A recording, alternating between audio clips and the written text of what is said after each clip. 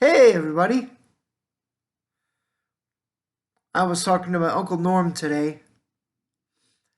Uncle Norm, as you know, is my favorite uncle. Not to say I dislike any of my other uncles, but it seemed as if I did more with him than with anyone else.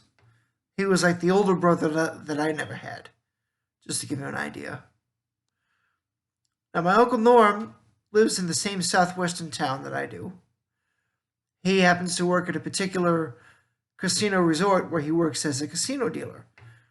He knows a number of games, craps being his favorite to deal, but he can fill in on any of the card tables or one of the baccarat tables, things like that, Wheel of Fortune.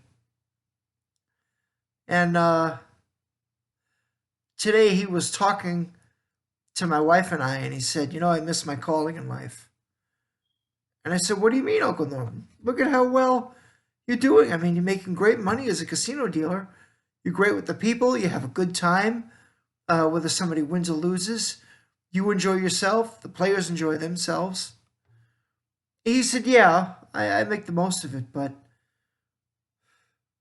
I should have stayed in the Air Force. I said, what for?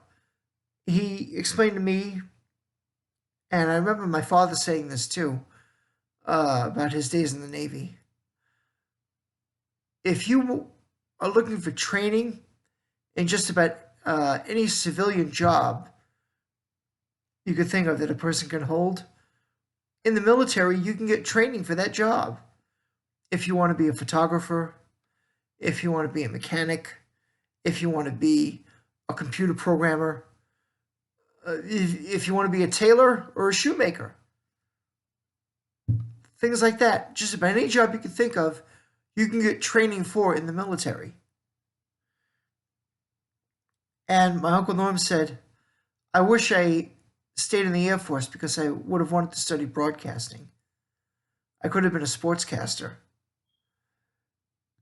And I thought about something. I thought about what he said. And it kind of made sense because my uncle loves sports as much as I love vehicles. And I could picture him in that moment being a sportscaster for any of the major networks or ESPN. And it wasn't long after that where he started reminiscing about his days in the Air Force, like my father used to in the Navy, or my grandfather used to do about the Army.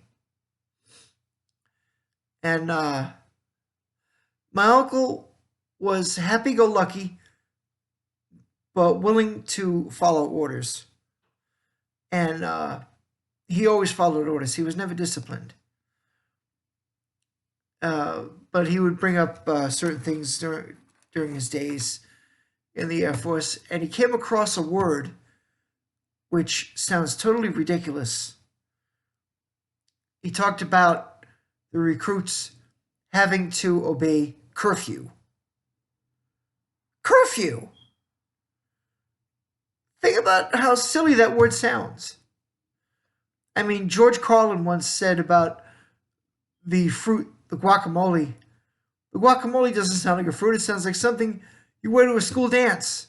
Hey sis, can I borrow your green guacamole? Right? Curfew sounds like something you sneeze into. Curfew! Isn't that just a ridiculous sounding word? Curfew! It really does sound like a handkerchief. If you can avoid saying it, please do.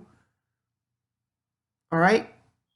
It's one of those words, in my humble and meaningless opinion, I think should be outlawed. But again, that's just me. Hey, it's been great talking to you, and I'll see you next time, okay? Be good.